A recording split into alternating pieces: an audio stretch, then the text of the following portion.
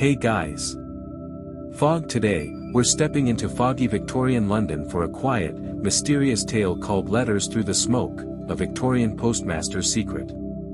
Imagine a lonely postmaster who falls in love with the handwriting of a woman he's never met, reading her unclaimed letters every night, but she's long gone. It's a slow, dreamy story full of longing, secrets, and gentle reflections, perfect for relaxing or drifting off to sleep. So grab your tea, settle in, and let the letters take you away. Don't forget to hit that like button, subscribe, and turn on the notification bell for more calm, historical stories that soothe your mind. The gas lamps flickered along the narrow streets of London, casting soft halos into the thick, creeping fog. The air smelled faintly of coal smoke and damp cobblestones, and every footstep echoed quietly, swallowed almost instantly by the mist. At the corner of Wren Street, in a small brick building with a faded brass sign, sat a post office that few noticed, and fewer still frequented. Inside, the scent of ink, paper, and wax lingered in the air. Wooden counters polished by decades of hands gleaming dimly under the soft glow of the lamps. Behind one such counter stood Mr. Elias Thorne, a man of modest stature and quiet demeanor. Each day, he sorted letters and parcels with care, handling every envelope as though it carried a secret meant only for him. His hands moved slowly, deliberately, tracing the edges of paper, smoothing creases, folding flaps just so. Most of the letters went out, delivered to the bustling streets or the stately homes beyond the city. But some remained, unclaimed, forgotten, or perhaps misaddressed. They accumulated quietly, stacked in neat piles on a shelf behind the counter, waiting for someone who would never arrive. Elias often lingered near those stacks, not out of duty, but out of curiosity. There was something comforting in the stillness of the unclaimed letters, a quiet companionship in their silence. Each envelope carried traces of its sender, the careful loops of a signature, the hurried scrawl of a message, the faint perfume pressed between pages. In the subtle differences of handwriting, Elias found stories unfolding, lives glimpsed through paper and ink. This evening, as the fog wrapped the city in its familiar embrace, Elias noticed one envelope in particular. Its handwriting was delicate, flowing, precise yet gentle, curling around the edges with a quiet grace. He picked it up slowly, feeling the weight of unseen words, and for a moment, the rest of the post office, the fog, and even time itself seemed to fall away. He did not know the woman who had written it. He did not know whether she was near or far, alive or gone. And yet, he felt an inexplicable connection, as though the pen had touched his heart directly. Carefully, he opened the letter and began to read, letting the quiet voice of her handwriting drift through his mind, filling the small post office with a soft, unspoken warmth. Outside, the fog continued its gentle crawl across London, and inside, Mr. Thorne began a ritual that would soon shape the rhythm of his days and nights. The letters had chosen him, it seemed, and in their silence, he would listen. The night deepened over London, and the fog outside thickened, curling around lamp posts and muffling the distant clatter of horse-drawn carriages. Inside the little post office, Elias Thorne remained at his counter, the soft glow of the gas lamps reflecting on stacks of envelopes and the polished wood beneath his hands. He had grown used to the quiet of the evenings. Most people had long since gone home, leaving the streets empty and the air still. The sound of the occasional dripping water from the roof or the rustle of a loose paper was enough to remind him that he was not alone, yet everything felt suspended in a delicate hush. Elias's gaze fell again on the unclaimed letters stacked neatly behind the counter. Some were addressed to families long gone, some to residents who had moved away, and some simply bore no return address at all. He had come to think of these letters as little whispers of lives he would never touch, tiny stories frozen in time. Tonight, one envelope caught his attention in particular. The paper was slightly yellowed, thick and textured, with elegant, flowing handwriting across its surface. Each letter looped gently, curling in a way that suggested patience, care, and quiet thought. Elias picked it up slowly, his fingers brushing against the delicate creases. He did not know why, but he felt an unusual anticipation, as if this letter were meant for him alone. He opened it carefully, unfolding the paper with deliberate care. The words inside were simple yet full of life, observations of a city he knew only vaguely through his own daily walks, reflections on fleeting moments, small details of ordinary life elevated into poetry by the writer's hand. Elias read each line slowly, savoring the rhythm and tone, feeling a subtle warmth in his chest. For a long while, he forgot the fog outside, the ticking clock, even the quiet hum of the gas lamps. In that moment, it was as if the letter had created a private world, a small room where only he and the writer existed, connected across time and space.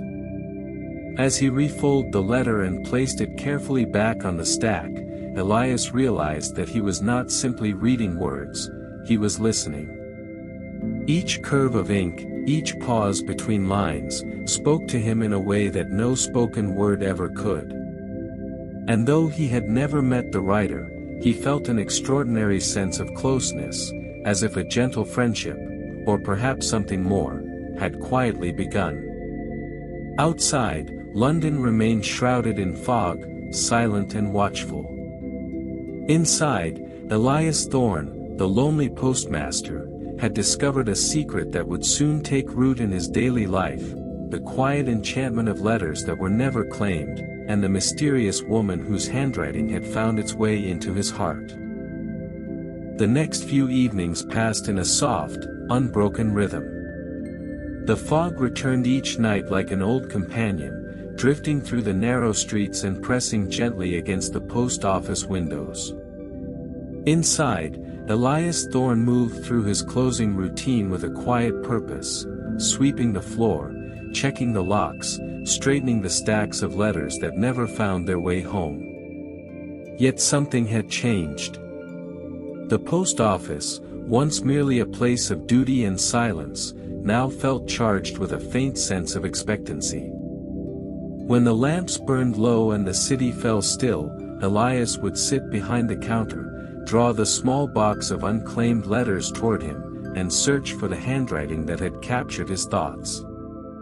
He didn't know her name. The return address on the envelope was smudged, half-faded by time and moisture. Yet the sight of those graceful loops and delicate strokes was enough to bring a quiet comfort to his lonely evenings. He read her letter again and again, letting each word settle into his mind like soft falling snow. Sometimes, he imagined her voice, gentle, thoughtful, with the cadence of someone who had seen much of the world but still found wonder in the smallest things. Other times, he pictured her sitting by a window, perhaps somewhere far from London, writing by candlelight as the smoke curled upward into the night. Each evening, Elias promised himself it would be the last time he'd read it. But each night, he found himself returning to it once more. The post office had become his sanctuary, and the letters, her letters, his secret chapel of quiet devotion. When new bundles arrived from the sorting station, he handled them with growing anticipation, scanning for the familiar handwriting. Weeks passed, and occasionally, he found another, shorter this time, or written in a slightly different tone, but unmistakably hers. It was as though she were speaking to him through the paper, her voice carried by the ink, her thoughts suspended in time. He never meant to fall into this ritual. Yet as the fog deepened and the days grew shorter, Elias began to wait for the letters, not as part of his duty, but as a part of his life. Outside, London's gas lamps glowed like dim stars through the mist. Inside, the postmaster sat by the warm light of his desk, a cup of tea growing cold beside him, his eyes tracing familiar curves of ink once again. It was quiet work, this waiting and reading, but in that stillness, Elias Thorne found something he hadn't known he'd lost, a sense of connection, however fragile, to another soul hidden somewhere in the smoke. By the time November settled over London, the air had grown colder, the fog thicker, and the days shorter. The city moved in slow motion, carriages rolling like shadows, boots splashing through puddles, and street vendors' calls muffled into distant murmurs. Inside the post office, Elias Thorne found warmth not from the stove in the corner, but from the familiar loops of ink he could not stop thinking about. The woman's handwriting had begun to haunt him in the gentlest of ways. It appeared not only on the envelopes he sorted, but in the lines of his own handwriting when he signed the Daily Register. He would catch himself forming his letters differently, his pen moving with the same soft rhythm he admired so much. It was as though her hand had guided his without permission. Sometimes, when he walked home through the misty streets, he thought he saw her handwriting everywhere, in the faded signs above shop doors, in chalk marks on the cobblestones, even in the curling smoke that rose from the chimneys. It was foolish, he knew. She was only a stranger who had once written a letter. Yet the quiet persistence of her presence felt almost comforting. At night, when he sat in his small apartment above a bakery, Elias would open the drawer where he kept her letters, now 3 in total, and unfold them with a reverence usually reserved for sacred things. The first spoke of a train journey through the countryside, the second of a city garden blooming unexpectedly in early autumn, and the third, the one that touched him most deeply, spoke of loneliness. She had written of standing at her window, watching the fog swallow the rooftops, wondering if anyone else in the city felt as adrift as she did. Elias read that line again and again until he knew it by heart. Do others see the fog, she had written, or do they simply move through it, never knowing they're part of something so vast and quiet? Those words stayed with him long after he folded the letter away. The next morning, as he sorted new mail, he found himself whispering the sentence under his breath, as if repeating it might summon her from the fog. The other post clerks noticed little of his growing preoccupation. Elias had always been a quiet man, a steady worker, someone who rarely spoke unless spoken to. Yet something about him had softened, a gentler smile, a slower pace, a look in his eyes that seemed fixed on some faraway thought. In the silent hours of evening, as the last lamp burned low, Elias Thorne would pause and look toward the shelves of unclaimed letters. Somewhere among them, he hoped, another envelope waited.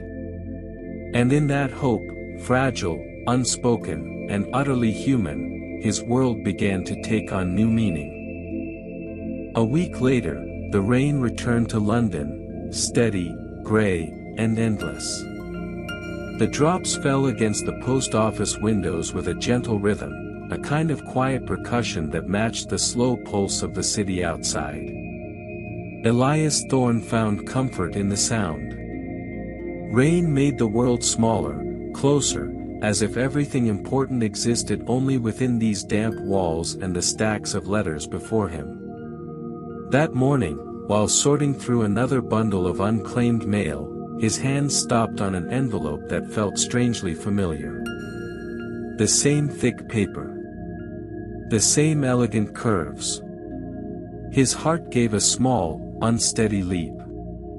It was hers again. The address was different this time, barely legible beneath smudges of water, but the handwriting was unmistakable. She had written once more. Elias's hands trembled slightly as he turned the envelope over and broke the seal. The letter inside was shorter than the others, but there was something more personal, more urgent, about the tone. The words seemed written in a hurry, though still graceful. She mentioned feeling unwell. She wrote of the ache that comes not from the body, but from the soul, and of her doctor's insistence that she rest by the seaside for a while.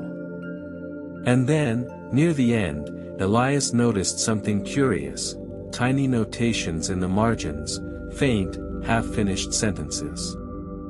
"If I don't return to London, my letters will find no answer." He paused there, staring at those delicate fragments. They felt like unfinished thoughts, as if she had meant to continue but hadn't the strength or time. He traced his finger over the words, imagining her hand hovering above the paper before fading away. For the first time, a quiet sadness pressed against his chest. Until now, her letters had been a comfort, a gentle whisper from another world. But now they carried something heavier, a sense of distance that could not be crossed. That evening, when the last of the rain had tapered off and the gas lamps flickered back to life, Elias sat alone at his desk. He spread all 4 of her letters before him, reading them in order, searching for clues. Each one seemed to belong to a different season, a different mood. The handwriting in the final letter was a shade fainter, as though her hand had grown tired. He wondered if she had ever received replies, or if these letters had always been cast into silence, waiting for someone like him to find them. The thought lingered with both warmth and melancholy. Perhaps he wasn't meant to know her name or her fate. Perhaps the beauty lay in not knowing. When he closed the post office that night, Elias stood by the door for a long while, watching the fog drift through the lamplight. The city seemed to breathe with him, slow, deep, and full of secrets. Somewhere, out in the unseen distance, her words floated through the smoke, and he listened, as he always did, to the silence between them. The days that followed felt strangely weightless to Elias Thorne. The post office ran as it always did, letters arriving in heavy sacks each morning, customers passing through with hurried requests, the steady hum of sorting and stamping filling the air. Yet, for Elias, the world had taken on a quiet unreality, as though he were walking through a dream. Each night, when he returned to his small apartment above the bakery, he would light a single candle and place the 4 letters before him. He read them slowly, the way one might read scripture, pausing to trace each curve of ink, each faded mark of time. The handwriting felt alive beneath his fingertips, tender, precise, and almost breathing. Soon, her words began to follow him into sleep. At first, they came as faint whispers, phrases he half remembered, floating in the soft blur between waking and dreaming. Then the dreams grew clearer. He would find himself standing in a fog-covered field, the air cool and still. In the distance, a figure stood by a post box, her back turned, her dress pale as moonlight. She held a letter in her hand. When she turned toward him, her face was always hidden by the mist. He never spoke in those dreams. He only watched as she placed the letter inside the box, and then she would vanish into the fog. Each time he woke, his heart would ache with a quiet longing, the kind that lingers in the early hours of dawn, half pain, half peace. During the day, he tried to shake the feeling, but the world itself seemed steeped in her presence. The streets looked softer somehow, the air heavier with memory.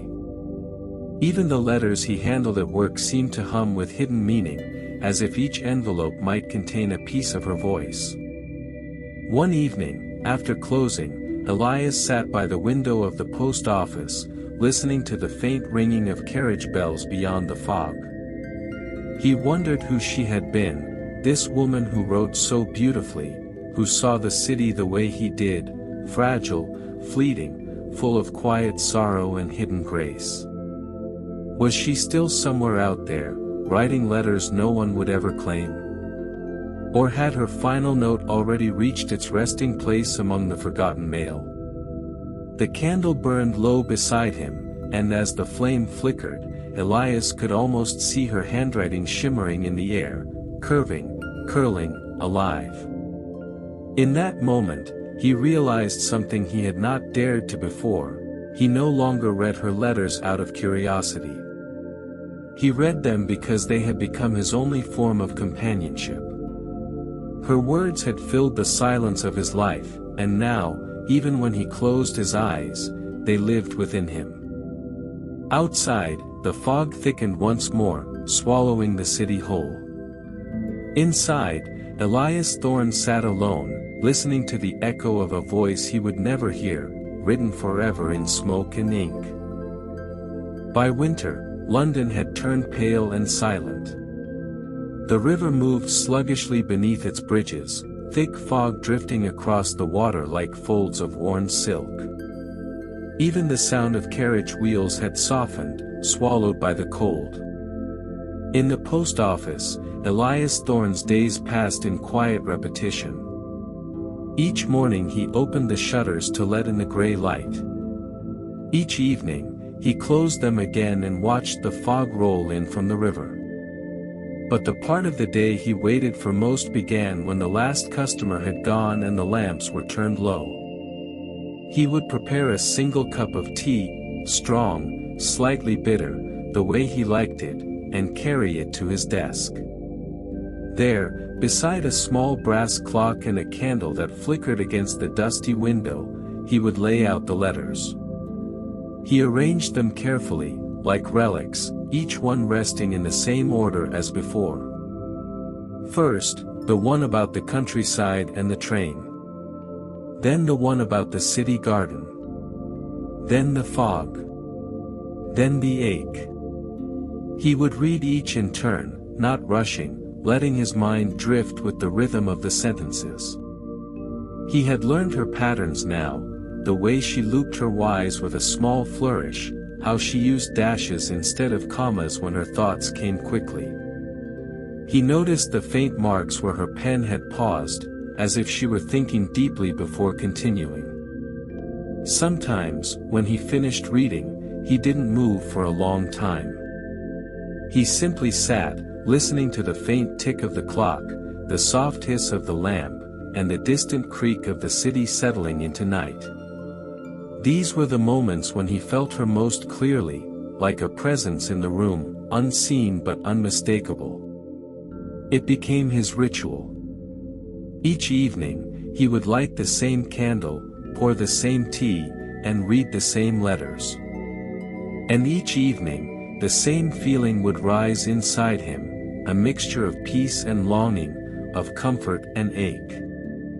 He never spoke of it to anyone. The other clerks at the post office thought him a quiet man, perhaps too reserved, perhaps too fond of solitude. They could not know that, in the still hours of night, Elias Thorne's life was rich with conversation, silent, imagined, and full of meaning. One night, as the clock struck 11, he noticed something strange. The candle had burned almost to the end, and the melted wax had pooled across the table, forming shapes that reminded him of handwriting, soft, looping, delicate. He smiled faintly. Perhaps it was only chance, but to Elias, it felt like a sign. As if the woman whose words he cherished so deeply had found a way, however small, to write back. He leaned closer, tracing the shapes with his finger. They melted beneath his touch, disappearing into the soft glow of the candlelight.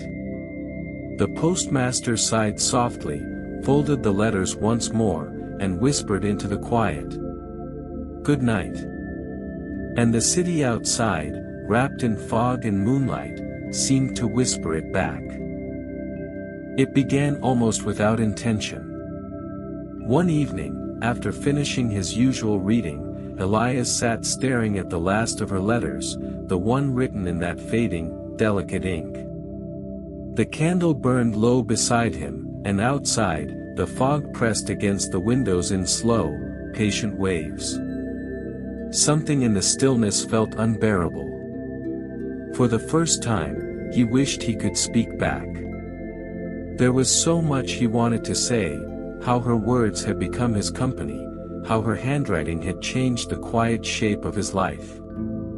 Yet it seemed foolish to think of replying to someone who would never read his words. Even so, the feeling persisted, growing stronger each night until one evening, he finally gave in. He took a sheet of plain paper, dipped his pen into ink, and began to write. He did not sign his name. He did not use her address. He simply wrote as though speaking into the air, letting the words flow without plan or hesitation. "You wrote once that the fog felt alive," he began. "I think I understand now. It hides and reveals all at once, doesn't it? The city disappears, but somehow feels closer. I find myself walking slower these days, as if the streets themselves are listening." He wrote about his small post office, about the letters that waited for no one, about the strange comfort they gave him.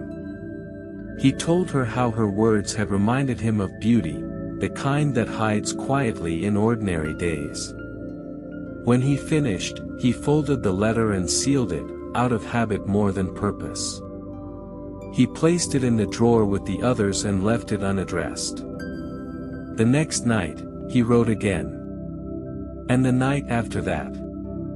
Each letter was a small confession, a quiet offering to someone who no longer existed in the same world. They were letters written to absence, and yet they filled him with a kind of peace. He began to keep them in a separate box, marked only with the word "unsent." Sometimes, he read them back, surprised by his own honesty. Other times, he simply let them sit, unopened, as though they might find their way to her on their own, carried somehow by the fog, the night, or the memory of ink. One morning, as dawn crept faintly through the curtains, Elias realized something quietly profound. It no longer mattered whether she was alive or gone. Through her letters, she had already crossed the boundaries of time, and through his replies, though unseen, he had joined her there. Two voices, written in different centuries of silence, speaking softly to one another through paper and smoke. He smiled faintly at the thought, folded his newest letter, and blew out the candle. The flame flickered once, then vanished, leaving the scent of warm wax and ink behind. By the time winter settled fully upon London, Elias's life had fallen into a rhythm that felt almost sacred. Each evening, he would close the post office doors, draw the curtains against the cold, and light a single candle on his desk. The light always seemed too small for the size of the room, but somehow, that made it better, as if the darkness respected his privacy. Then he would take out the box marked "unsent." It had grown heavier, filled with pages of ink that no one would ever deliver. Letters written to a ghost, or perhaps to himself. He never knew which. Yet, when he opened that box, he felt less alone. Sometimes he would choose one at random and read it aloud in a whisper. The sound of his own voice startled him at first, he wasn't used to speaking so tenderly. But with each reading, it grew easier. Softer. Warmer. The fog outside always seemed to listen. There were nights when the mist pressed right against the glass, curling and drifting, as if it longed to hear his words more clearly. And once, though he would never admit it aloud, Elias thought he heard something whisper back. It was faint, no louder than the rustle of paper. A breath, perhaps. Or maybe the sigh of the wind through the letter slot. But the whisper had a tone, familiar, rhythmic, like the cadence of her letters. He froze, the pen trembling slightly in his hand. The candle flame wavered. "Who's there?" he asked softly, though his voice was barely audible above the quiet hiss of the fire. Silence. Then another faint sound, like pages turning themselves. The moment passed quickly, swallowed by the ticking of the clock and the gentle crackle of the hearth. Yet something had changed. The room no longer felt entirely his own. He began to notice other small things too, the faint scent of lilacs, drifting through the cold air, though no flowers had bloomed in months. A soft tap against the window when he wrote her name. A sense that someone lingered just beyond sight, listening. Elias didn't feel frightened. If anything, he felt seen. And so he continued his ritual, writing, sealing, whispering his letters into the fog. One night, near midnight, as he set his pen down and reached to blow out the candle, a slip of paper fluttered to the floor. It wasn't one of his. He bent to pick it up. The parchment was faintly yellowed, the handwriting familiar, graceful, slanted, alive. The ink was hers. His breath caught as he read the words. "I hear you." For a long moment, Elias sat perfectly still, the room filled with nothing but the distant hum of London's night. Then, almost without thinking, he smiled, not with fear, but with an ache so deep it felt like gratitude. He folded the note gently and placed it in the box with the others. Outside, the fog thickened, curling upward like smoke from a candle, wrapping the post office in its quiet embrace. It began, as most obsessions do, with a single question that refused to fade. For days after finding the mysterious note, "I hear you," Elias tried to convince himself it was some trick of the mind, a loose paper he'd overlooked, a coincidence. But each time he opened the letter box, the words waited for him like a whisper from another world. He started to dream of her, not her face, which he'd never seen, but the texture of her writing, the gentle curve of her "Y," the faint pressure marks where her pen hesitated before each comma. In his dreams, her letters floated through fog and candlelight, shimmering like breath on glass. By morning, he always woke with the same thought: who was she? The question began to haunt him. One evening, long after the post office had closed and the city lamps burned like dim amber stars, Elias descended into the lower archives, the record room. Few clerks ever went there. It was a place that smelled of dust, paper, and the faint sweetness of old ink. Rows of shelves stood like tall, silent sentinels, filled with decades of forgotten correspondences. He lit a lantern and set it on the wooden table. Its flickering light danced across ledgers marked with fading ink, undelivered letters, 1872 to 1876. Elias opened one. His heart beat faster as he traced through the entries, names, addresses, remarks like "recipient untraceable, no forwarding address." And then, there it was. Miss Clara Whitmore, Hanover Street, Bloomsbury. Returned, deceased. He stared at the word for a long moment. Deceased. The ink of that single word seemed darker than the rest, as though the clerk who'd written it had pressed harder, unwilling to let her vanish quietly. Elias felt a hollow quiet open in his chest. Clara Whitmore. A name, at last. He whispered it aloud, just to hear it exist in the air. Clara. The name felt warm on his tongue, like a candle rekindled after darkness. He turned the pages again, searching for more. And there, Beneath her entry, was something strange, a note written in smaller script. Several letters received posthumously. Handwriting consistent with the deceased. Elias froze. His breath caught.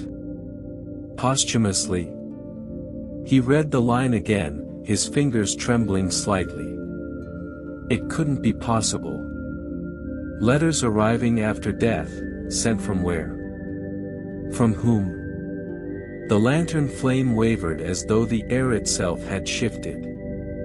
For the first time, Elias felt truly aware of the silence surrounding him, deep, thick, almost breathing. He gathered the ledger against his chest, blew out the lantern, and climbed the steps back to his office, heart pounding beneath his waistcoat.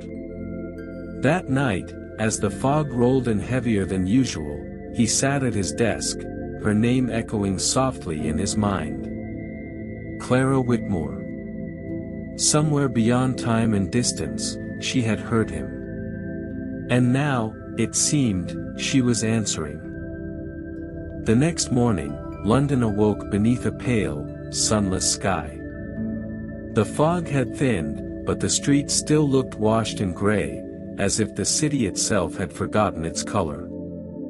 Elias left the post office earlier than usual, locking the door behind him and tucking the small ledger beneath his coat. He told no one where he was going. Hanover Street wasn't far, a quiet lane just beyond Russell Square, where tall, elegant houses stood shoulder to shoulder, their brickwork darkened by years of soot and rain. Most had brass plaques by the door, physicians, scholars, and widows of retired officers. But the one he sought, number 14, bore no sign at all. The shutters were drawn. Ivy had begun to creep along the stone steps. Elias paused at the gate. A faint breeze stirred the fog, and for an instant, he imagined he could hear faint piano notes drifting from within, delicate, distant, almost broken. He shook his head. Perhaps it was memory. Or hope. He climbed the steps slowly and knocked once.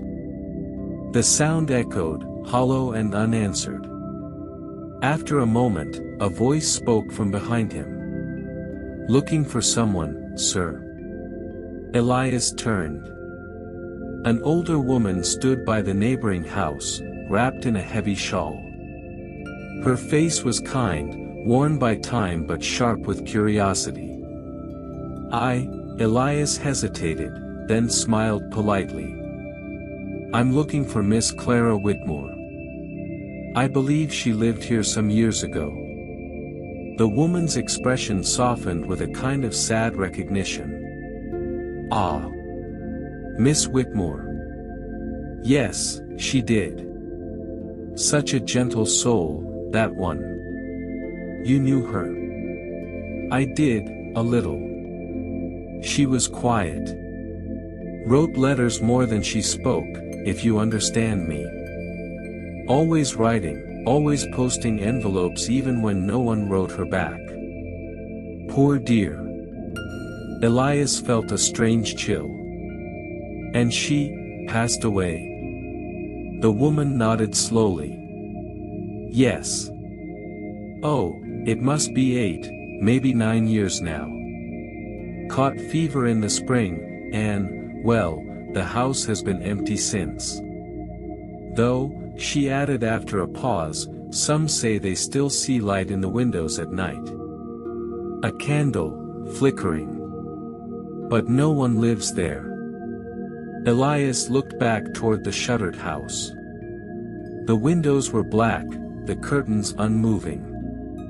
Yet as he watched, he could have sworn one of them shifted, just slightly, as though stirred by a hand unseen. He thanked the woman, waited until she disappeared into her doorway, and then turned back to number 14. The gate creaked softly as he pushed it open. He climbed the steps again and touched the brass slot in the door, tarnished but still bearing faint traces of letters once posted through it.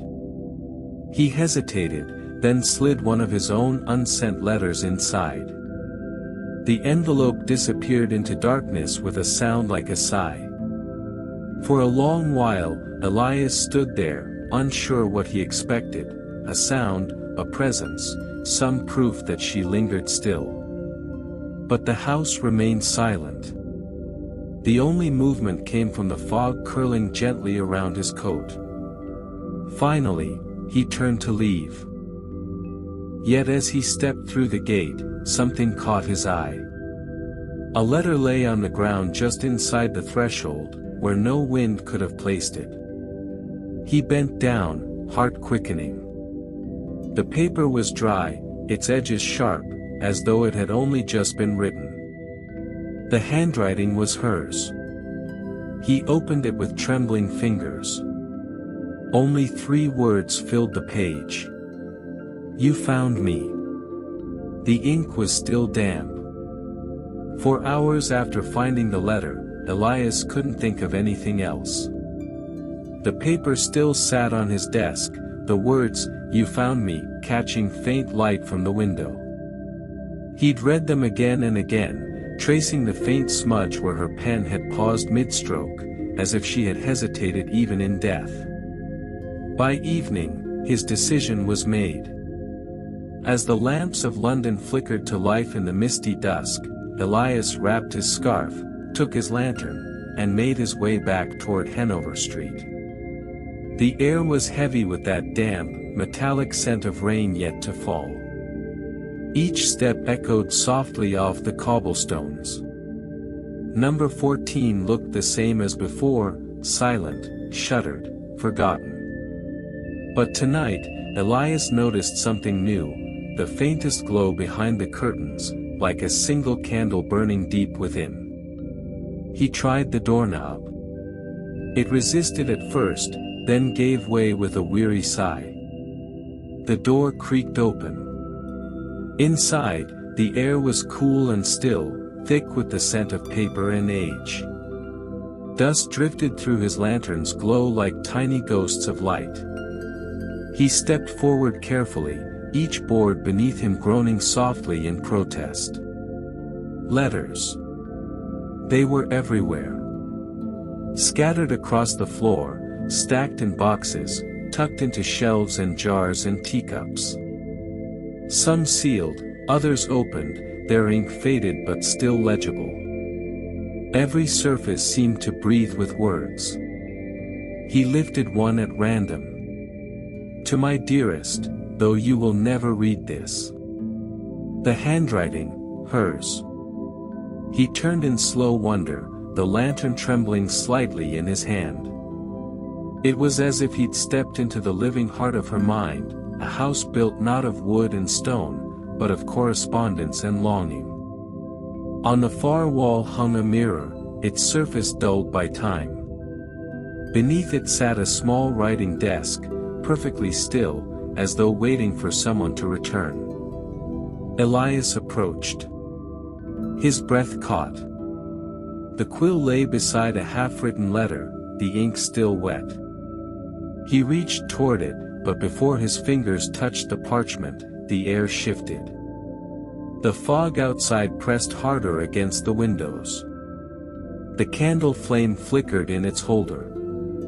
Somewhere in the house, a door creaked open though no one stood there.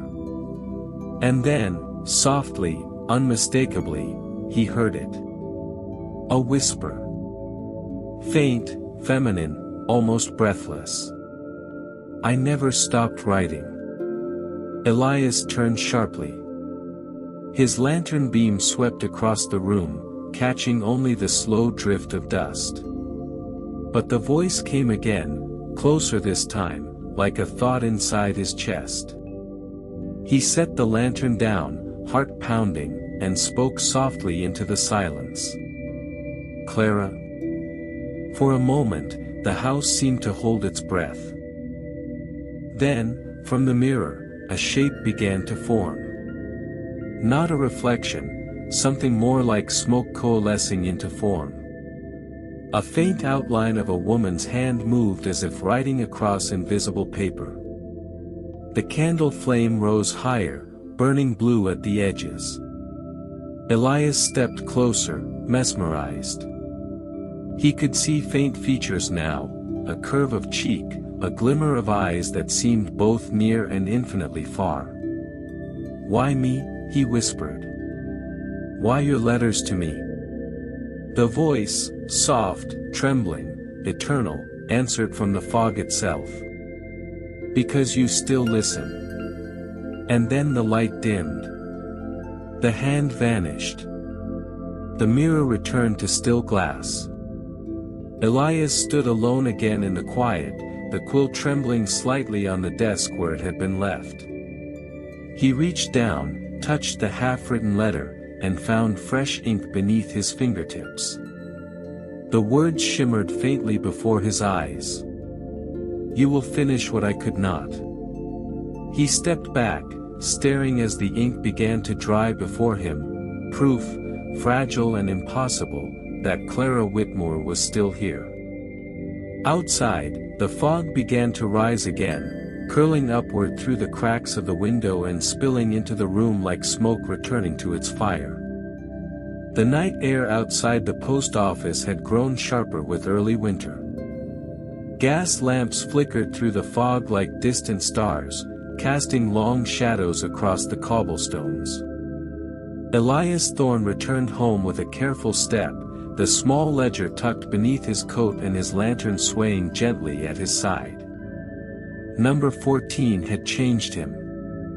He could not forget what he had seen, the faint outline of her hand, the quill that wrote itself, the mirror that had reflected more than his own face.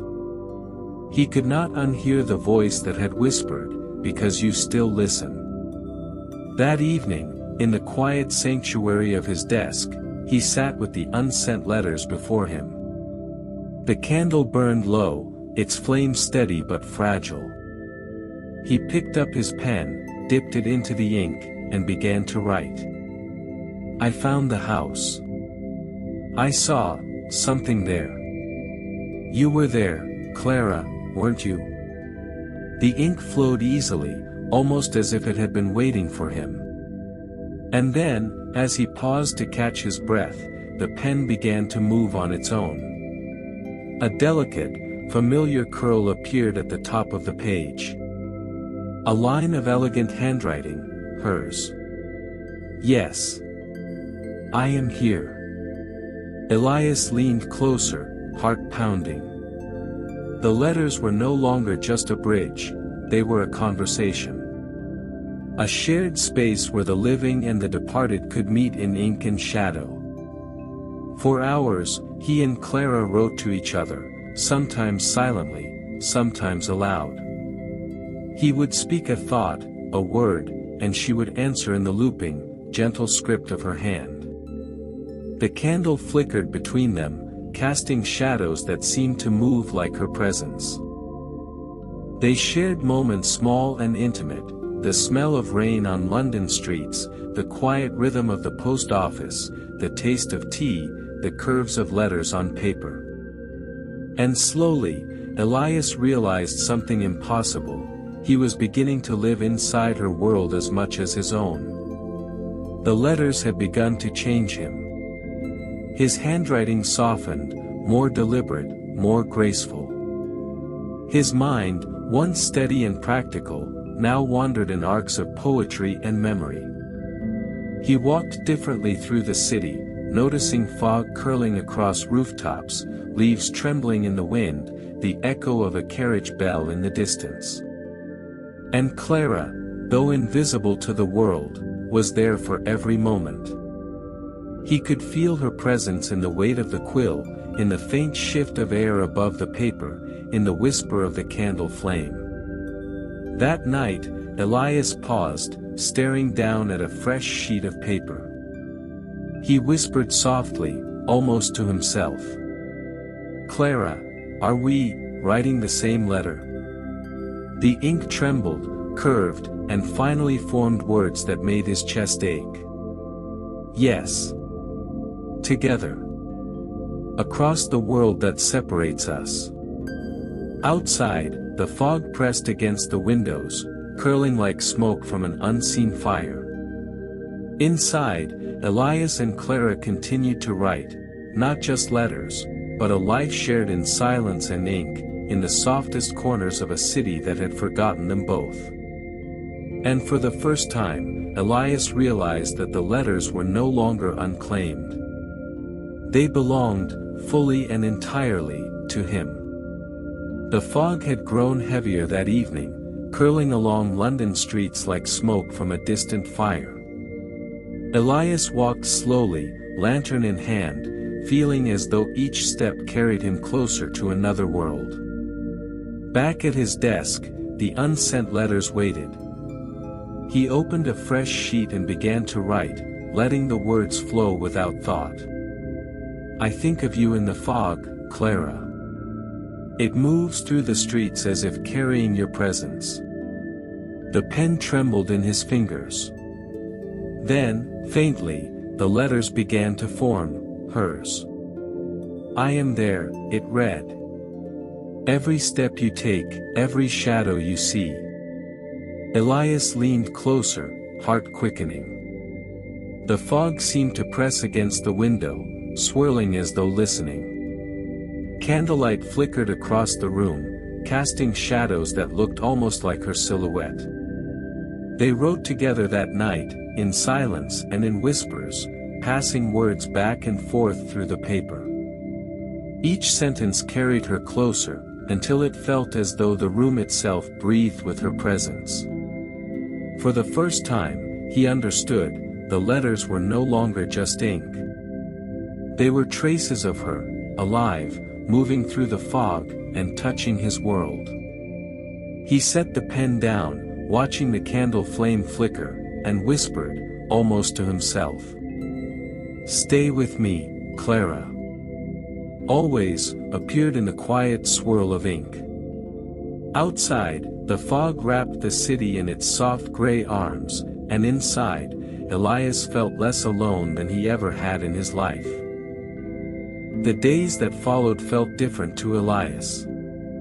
He walked through London streets with a new awareness, the fog curling over rooftops, the distant clatter of boots, even the faint smell of damp paper in alleyways. It was as if Clara's presence had stretched beyond the letters and into the world itself.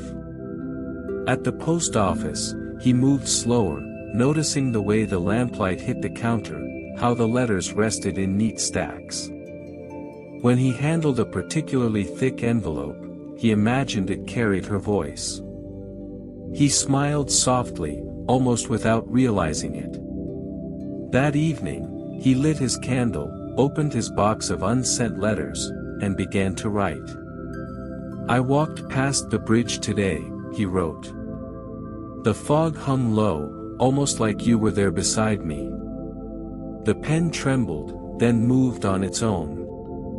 Her reply curled across the page. I am with you in every shadow, in every breath of wind. Elias felt a warmth spread through his chest. He looked around the room, half expecting to see her, but saw only the flickering candlelight. Yet he knew she was there. He paused, setting the pen down. The ordinary world felt softer now, somehow touched by the quiet magic of their correspondence. Each letter, each word, carried not only memory but presence, filling the gaps between loneliness and longing. And for the first time, Elias realized that he no longer needed to chase her through fog or shadow. She had always been here, in the ink, in the letters, and now, subtly, in his life. Outside, the city moved on, unaware. Inside, Elias sat surrounded by letters and candlelight, listening to the soft whisper of ink and fog, and feeling the extraordinary calm of being less alone than ever before. Winter had settled fully over London, thickening the fog and muffling the city's usual clatter. Elias sat at his desk, surrounded by the familiar glow of candlelight and stacks of letters, her letters, his letters, the ones they had written together. He ran his fingers over the latest note, the ink still faintly shimmering. Something about it felt different tonight. The loops of her handwriting seemed sharper, deliberate, almost urgent. Curiosity had grown into something he could no longer ignore. Why had her letters continued after her death? Why did her hand appear in his own unsent letters, moving the pen as if guiding him? He opened the box containing the oldest letters, the first he had received, the ones that had started it all. He sorted them slowly, noticing tiny notations he hadn't paid attention to before, a mark here, a smudge there, little arrows pointing to certain words. He picked up one letter, the paper fragile and yellowed, and traced the faint marks with his finger. Then he noticed something extraordinary, a sequence of numbers, nearly invisible in the margin. Curiosity flared. Elias copied them onto a blank sheet of paper. They seemed random at first, dates, street numbers, odd letters, but as he stared, a pattern emerged. It led him to a small envelope tucked beneath the stack, one he had never opened. The handwriting was hers, unmistakable, but the style was different, formal, precise, almost as if she had written it for someone else, for some hidden purpose. Inside, a single line. If you wish to understand, follow the path where the letters wait for no one. Elias leaned back in his chair, heart racing. His fingers trembled slightly as he whispered. "Where do you want me to go, Clara?" Outside, the fog pressed against the windows, curling and drifting, and for the first time, he felt certain that her letters were more than memories. They were a map, a guide, and perhaps, a message meant only for him. The fog wrapped the streets in a soft, gray haze, swallowing sound and distance. Elias held the envelope tightly, feeling the curve of her handwriting beneath his fingers, as if she had pressed her presence into the paper. He followed the numbers and marks she had left behind, tracing streets and alleyways he had walked 100 times before, but now they seemed strange, alive, as if the city itself had shifted to accommodate her secret path. The first stop led him to a small, abandoned letterbox tucked in a narrow lane. Its paint was chipped, and rust ate at the hinges, but inside he found another note, folded and sealed carefully. "You are closer. The path is yours to finish. Look for the window that never darkens." Elias paused. His heart raced with a mixture of wonder and unease. A window that never darkens. It sounded impossible. Yet he sensed it wasn't meant to be literal. She was guiding him, step by step, across time and memory. As he moved from street to street, he noticed the subtle signs she had left, marks on walls, faded chalk symbols on curbs, small folds in discarded papers. They were faint, almost imperceptible, yet somehow unmistakably hers. By midnight, Elias arrived at a row of shuttered houses on Hanover Street. One window, in particular, glimmered faintly in the candlelight inside, though the rest of the house was dark and silent. His breath caught. He knew, without doubt, that he had reached the place she wanted him to find. And yet, as he approached, the fog seemed to thicken, curling around his coat like a living thing, as if warning him that crossing this threshold would bring him closer than ever to Clara Whitmore, and to a truth that might not be entirely of this world. The fog clung to Hanover Street like a living veil, muffling every sound except the soft crunch of Elias's boots on wet cobblestones. The candle in his lantern cast flickering shadows, but one window ahead glimmered steadily, a pale golden light untouched by the fog. He stopped for a long moment, holding his breath. This must be it, the window that never darkens. The rest of the house was silent, shuttered, abandoned, yet the glow behind the glass seemed alive, pulsing faintly like the heartbeat of a room long forgotten. Elias lifted his hand to the brass handle of the gate. It was cold, solid, and reassuring. He stepped forward slowly, feeling a shiver crawl up his spine. Through the misted glass, he could just make out a desk and a single candle burning steadily. Letters were stacked neatly around it, some old, some freshly written.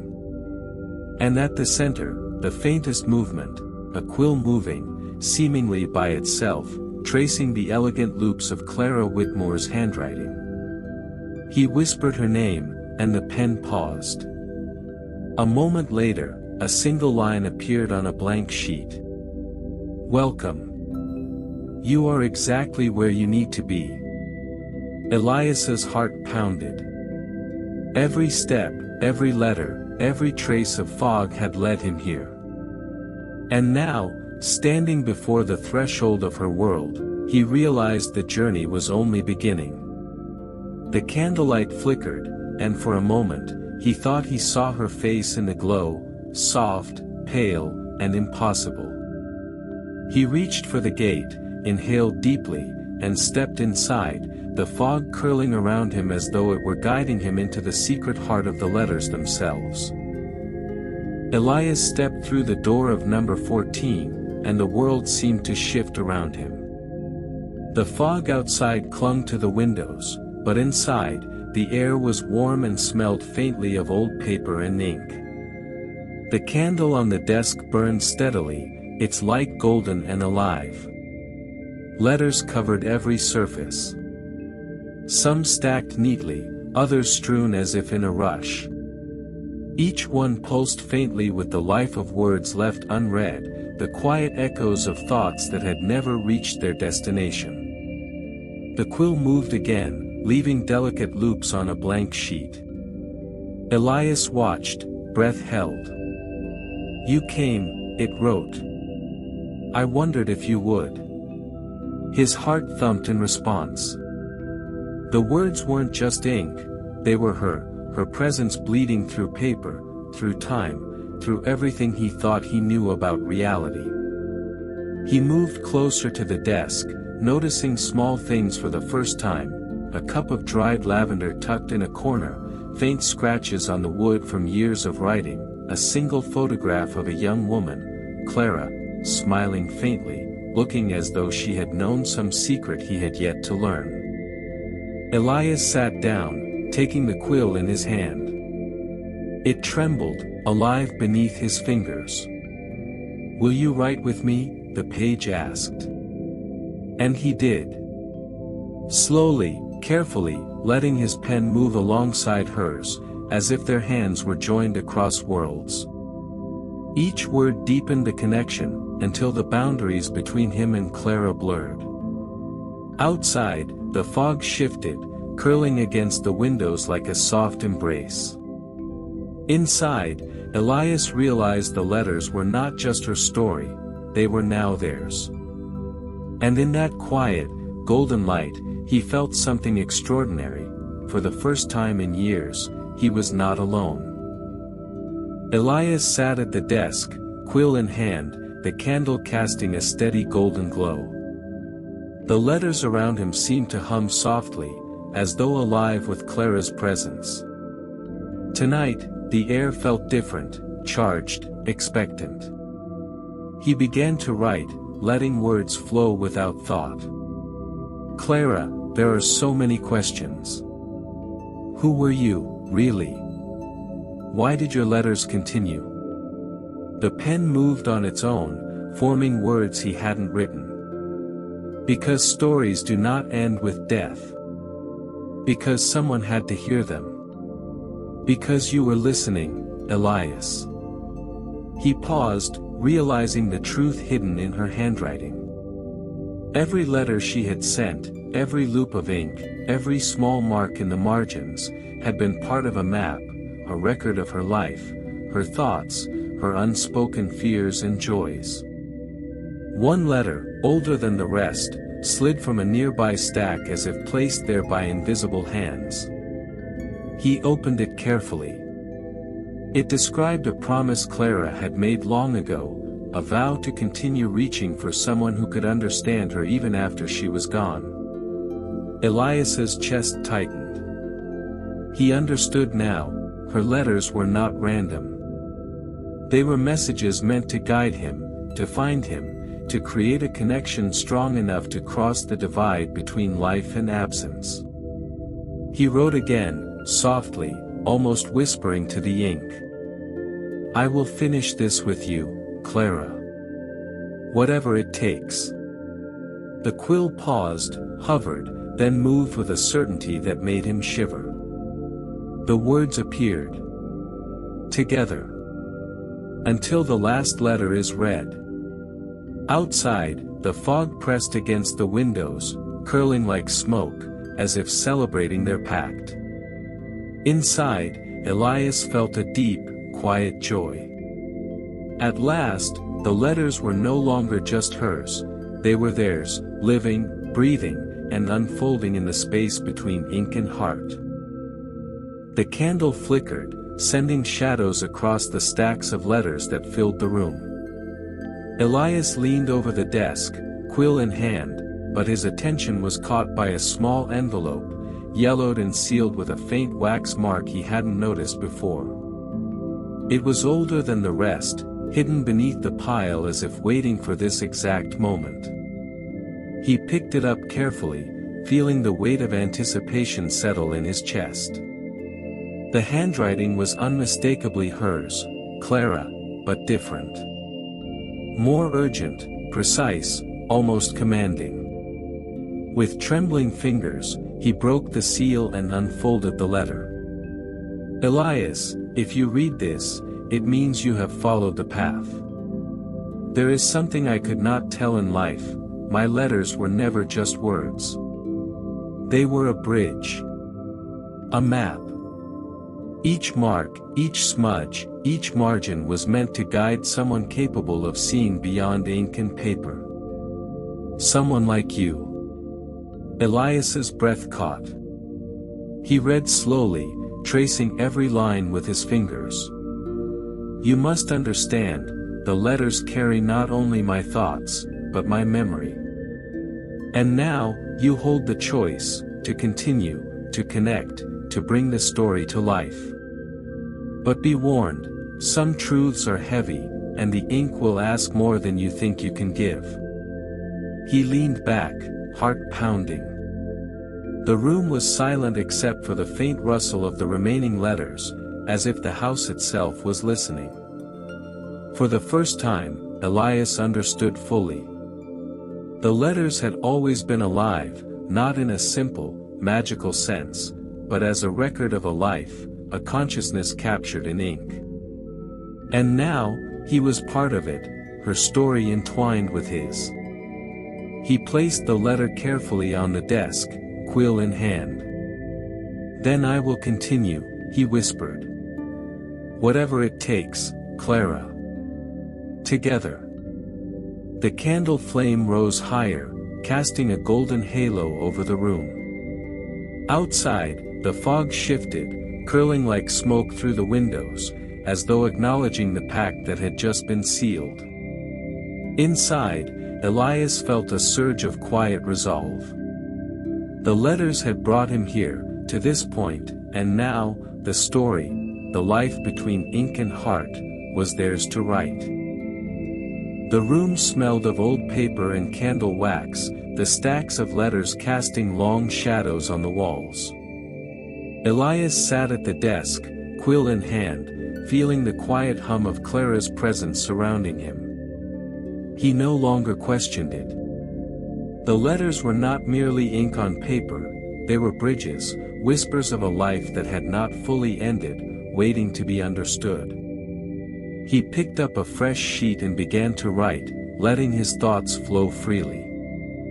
Clara, I feel you with every word, in every pause, in every mark of the pen. You've shown me a world I could never see alone.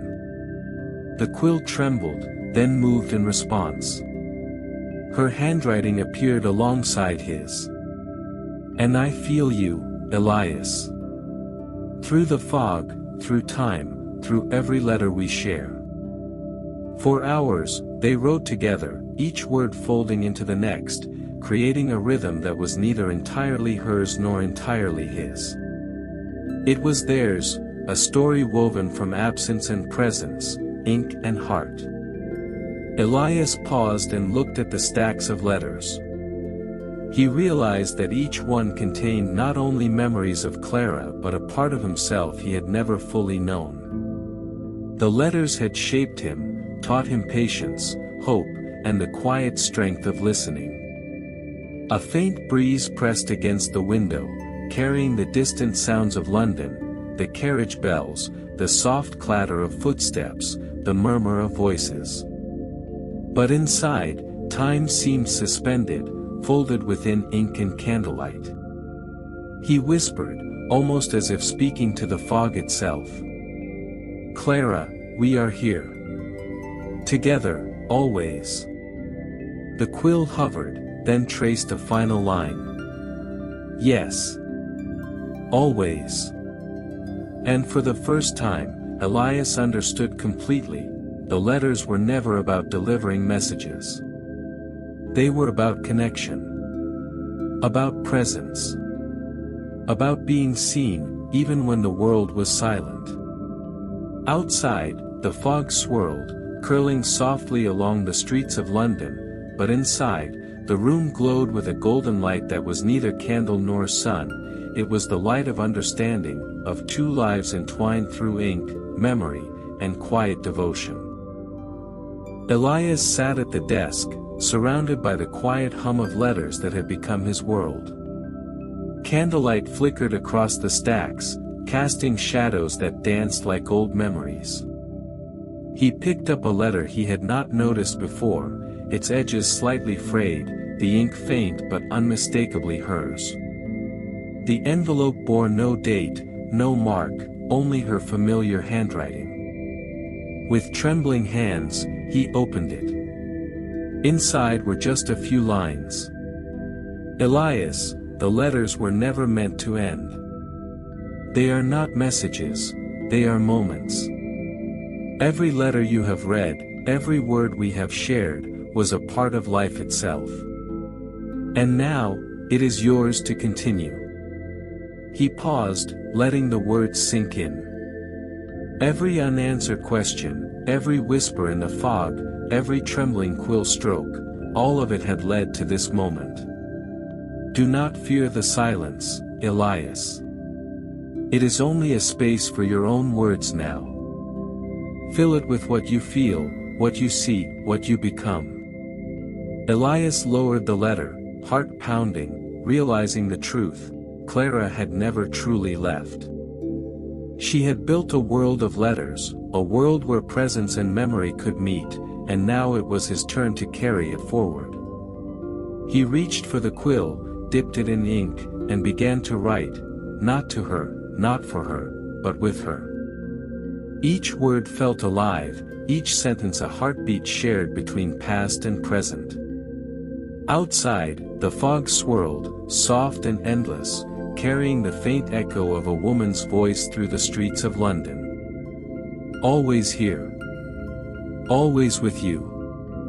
And inside, Elias understood the quiet miracle he had discovered: love, presence, and memory could survive ink, paper, and even death itself. The last letter was not the end. It was the beginning of a life written together, across the fog, across the ink, across the spaces that separate hearts.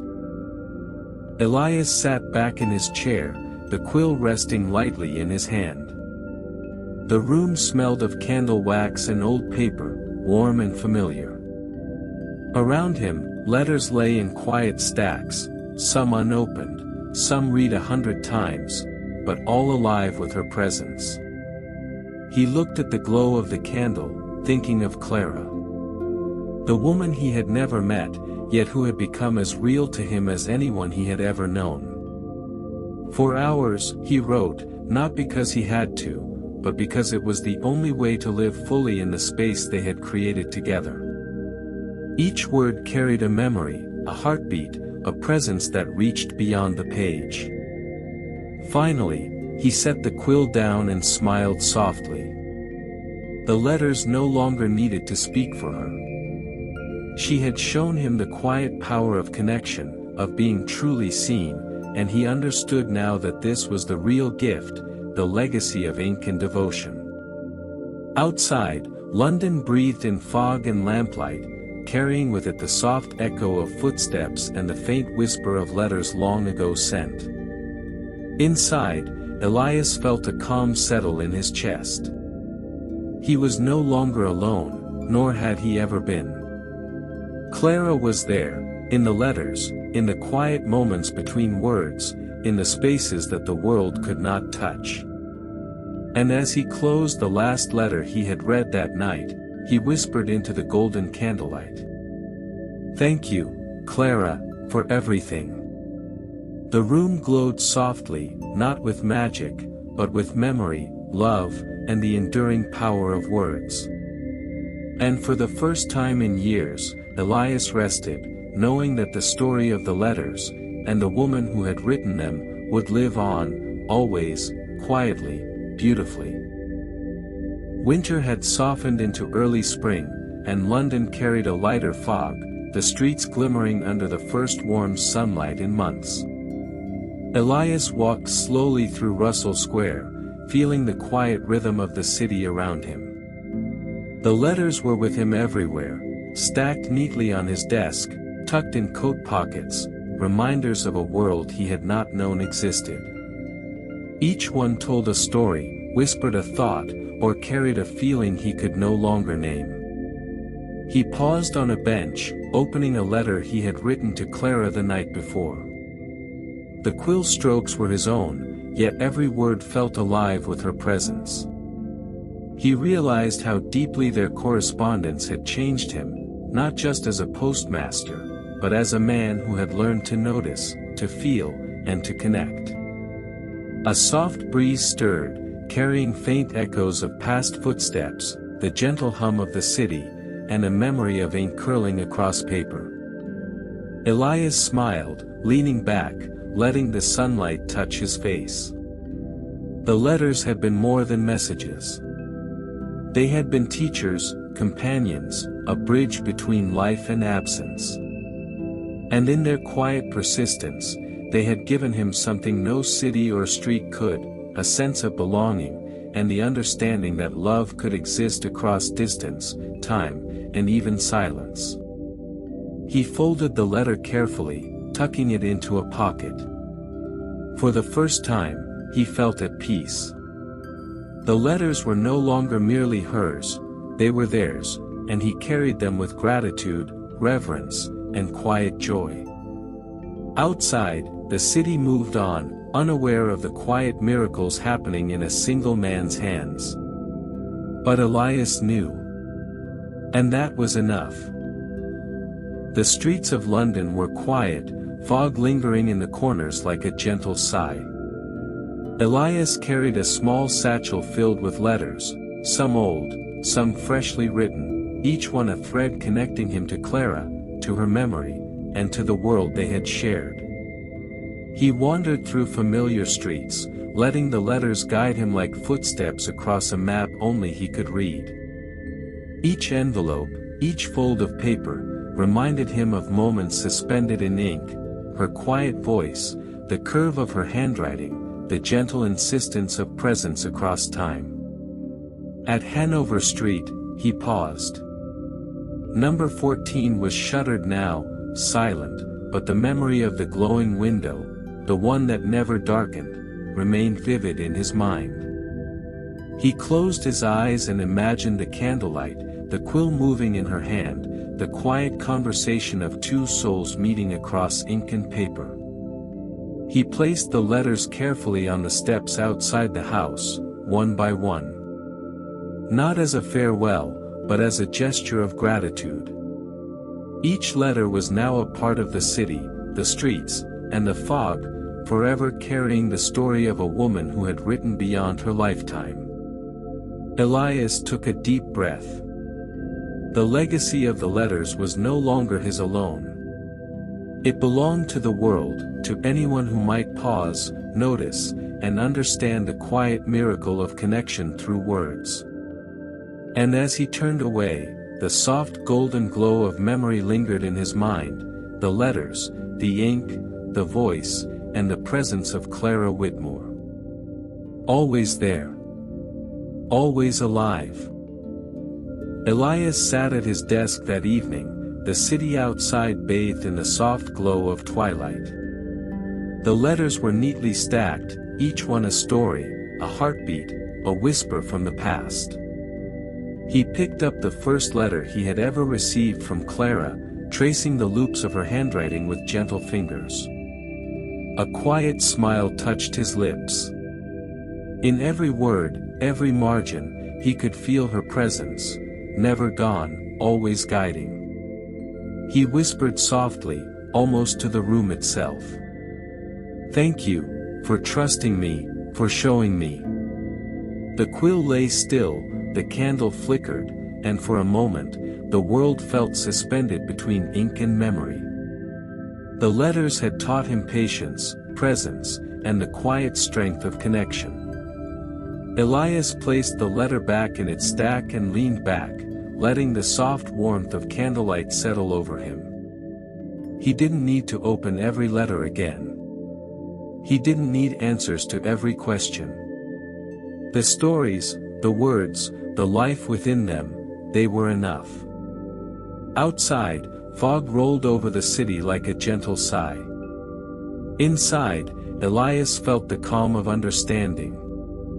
Clara's letters would continue to live, carried in memory, ink, and the quiet spaces between words. He closed his eyes, letting the candle glow softly against the stacks of letters. A quiet goodbye, not of endings, but of completion. And for the first time in years, Elias felt wholly at peace. Morning came slowly to London, soft and pale, the fog retreating like a gentle sigh. Elias walked along the familiar streets, feeling the quiet hum of the city waking around him. The letters, now safely stacked in his home, seemed to rest in the same calm that filled him. He paused at a small cafe, watching sunlight glint off the windows and the faint shimmer of dew on the cobblestones. For the first time, he felt that the city was not just a backdrop, but a living part of the story of Clara, of letters, of moments shared across time and ink. He opened his satchel and touched a letter, the handwriting familiar, the ink gentle.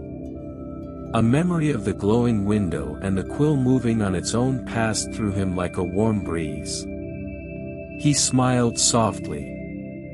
The letters had given him something far greater than messages, they had given him connection, presence, and a quiet understanding that some bonds transcend life and death, time and distance. Elias took a deep breath, feeling the morning air fill his lungs, carrying with it the faint echo of her voice. Always here. Always with you. And as he walked through the streets of London, he felt the legacy of the letters living within him, quietly, beautifully, eternally. Elias returned to his desk that evening, the city quiet outside, bathed in the soft glow of lamplight. The letters lay before him, some unopened, some read countless times, but each one was alive with Clara's presence, with the traces of her thoughts, her heart, her life. He picked up a letter he had written to her the night before, reading it slowly. The words, though his own, seemed to shimmer with her influence. Every curve of the pen, every pause between lines, felt like a conversation suspended in time. For a long moment, Elias simply sat in silence, letting the quiet of the room, the faint flicker of the candle, and the soft rustle of paper fill him with a calm he had never known. He realized that the letters were more than messages, they were moments, memories, a living bridge between him and Clara. They were proof that connection could exist beyond absence, beyond silence, beyond even life itself. He placed the letter carefully back on the stack, closing his eyes. A whisper seemed to brush the air, soft and eternal. "Always with you." Elias smiled. The letters had changed him, shaped him, and now, their story would continue, not just in ink, but in the quiet spaces where hearts remember, in the gentle pause between breaths, and in the lives touched by the magic of connection. Outside, London breathed in the night. Inside, Elias felt the enduring presence of a woman who had never truly left, and the comforting knowledge that some stories never end, they live on in memory, in ink, and in those who carry them forward. The first light of dawn filtered through the tall windows of Elias's room, soft and golden. The stacks of letters glimmered in the glow, each one a testament to a connection that had transcended time, distance, and even absence. Elias sat quietly, quill in hand, but for the first time, he did not feel the need to write. The letters had already spoken. They had taught him patience, presence, and the quiet power of listening. He thought of Clara, her handwriting, her voice, the gentle insistence of her presence, and smiled softly. She had never truly left. She had left him a world filled with moments, memories, and a bridge that connected hearts across life itself. He rose and walked to the window, looking out over the quiet streets of London. Fog lingered here and there, curling like smoke, but the sun broke through, soft and warm. He could almost imagine her standing somewhere in the glow, smiling, whispering. "Always here. Always with you." Elias let the thought settle in his chest. There was no sorrow, no longing left, only a deep, quiet joy. The letters had done what they were always meant to do, they had carried love, presence, and memory, and now they lived in him. He closed the last envelope gently and whispered, "Thank you, Clara, for everything." And with that, Elias stepped back from the desk, letting the morning light fill the room. Outside, the city moved on, oblivious to the quiet miracle that had unfolded within one man's hands. Inside, the letters rested peacefully, their story complete yet everlasting. And Elias knew, with the softest certainty, that some connections, like hers, never truly end.